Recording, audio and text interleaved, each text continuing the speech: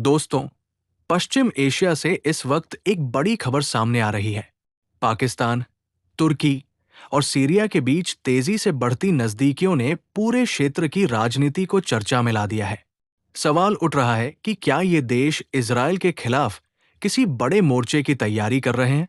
सबसे पहले बात करते हैं सीरिया की। 20 अगस्त 2026 को सीरिया के विदेश मंत्री असद हसन अल शेबानी पाकिस्तान पहुंचे। ये लगभग 19 साल बाद किसी सीरियाई विदेश मंत्री की पाकिस्तान यात्रा थी। इस दौरान उन्होंने पाकिस्तान के प्रधानमंत्री शहबाज शरीफ और विदेश मंत्री इशाक डार से मुलाकात की। बैठक में सीरिया की संप्रभुता, फिलिस्तीन, गोलान हाइट्स और पश्चिम एशिया की स्थिति पर चर्चा हुई।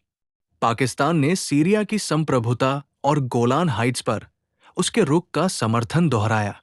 अब सबसे महत्वपूर्ण बात, कुछ दिन पहले पाकिस्तान, तुर्की और सऊदी अरब ने मक्का संयुक्त रक्षा समझौता किया था।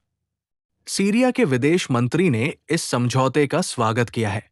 हालांकि उन्होंने साफ कहा कि सीरिया ने अभी ये फैसला नहीं किया है कि वो इस रक्षा समझौते में शामिल होगा या नहीं। लेकिन दूसरी तरफ तुर्की और इजरायल के बीच तनाव भी बढ़ रहा है। हाल ही में इजरायल ने सीरिया के अबू अल-दुहर एयरबेस पर हमला किया। इजरायल का कहना था कि वहां तुर्की की सैन्य मौजूदगी की संभावना उसकी सुरक्षा के लिए खतरा है। तुर्की ने इस कार्रवाई की कड़ी आलोचना की। यहीं से पाकिस्तान और सीरिया की हालिया बातचीत और भी महत्वपूर्ण हो जाती है। सीरिया के विदेश मंत्री ने पाकिस्तान में ये भी संकेत दिया कि तुर्की सीरिया के पुनर्निर्माण में एक महत्वपूर्ण साझेदार है। यानी सीरिया, तुर्की और पाकिस्तान के बीच राजनीतिक संबंध लगातार मजबूत होते दिखाई दे रहे हैं। अब सवाल, क्या ये सब इजरायल के खिलाफ कोई गुप्त साजिश है, जिससे कहा जा सके कि पाकिस्तान, तुर्की और सीरिया मिलकर इजरायल के खिलाफ कोई गुप्त सैन्य हमला या साजिश तैयार कर रहे हैं? लेकिन इतना जरूर है कि इजरायल की नीतियों के खिलाफ इन देशों के कई मुद्दों पर विचार मिलते हैं, खासकर फिलिस्तीन और सीरिया की संप्रभुता के सवाल पर।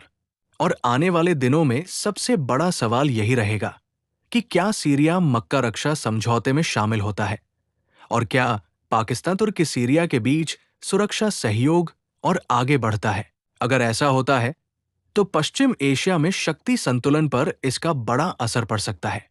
लेकिन पाकिस्तान, तुर्की और सीरिया के बीच बढ़ता राजनीतिक और रणनीतिक तालमेल जरूर दिखाई दे रहा है, और इसी वजह से इजरायल भी इस बदलते क्षेत्रीय समीकरण पर नजर रख रहा है।